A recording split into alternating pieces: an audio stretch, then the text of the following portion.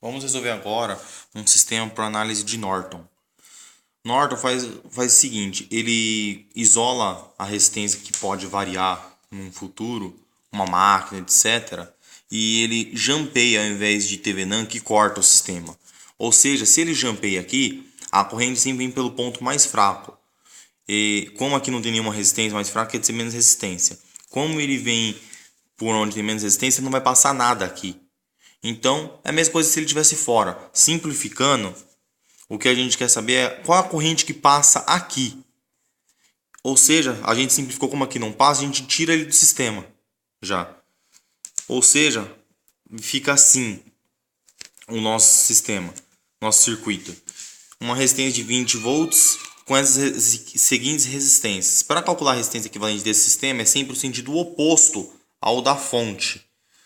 Ou seja, aqui como está em paralelo, ficaria assim, um produto pela soma, que seria igual a 1,33 ohms, a resistência equivalente.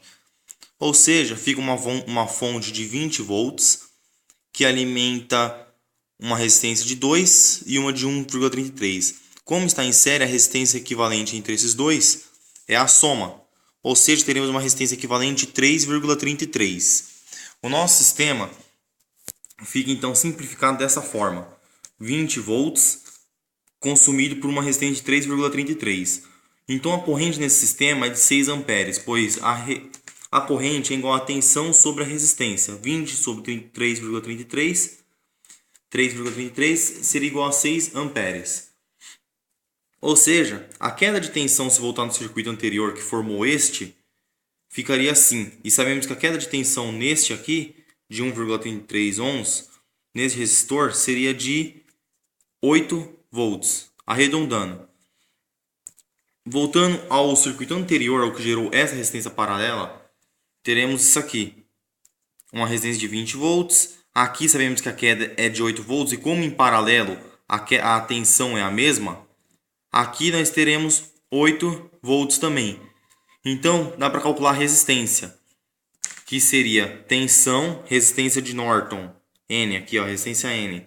Tensão sobre a resistência, que é igual a 8 sobre 2, que é igual a 4 amperes.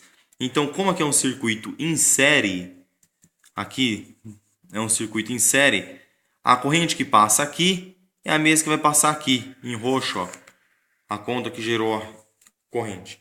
Então, ficaremos com um sistema assim, um circuito, alimentado por uma fonte de corrente de 4 amperes.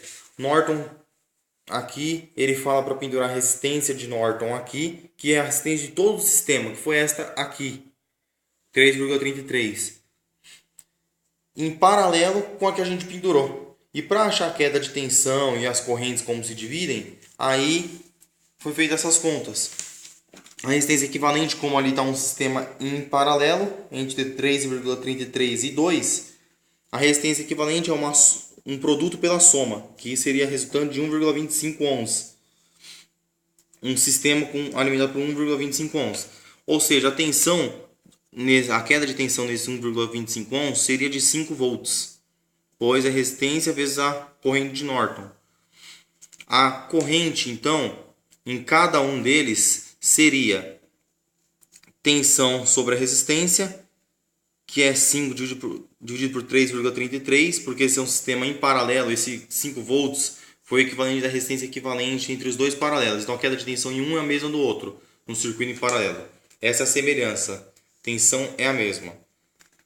Então ficaria 5 volts dividido por 3,33, que seria igual a 1,50 amperes, 1,5, e no outro 5 dividido por 2 ohms, que seria igual a 2,5 amperes.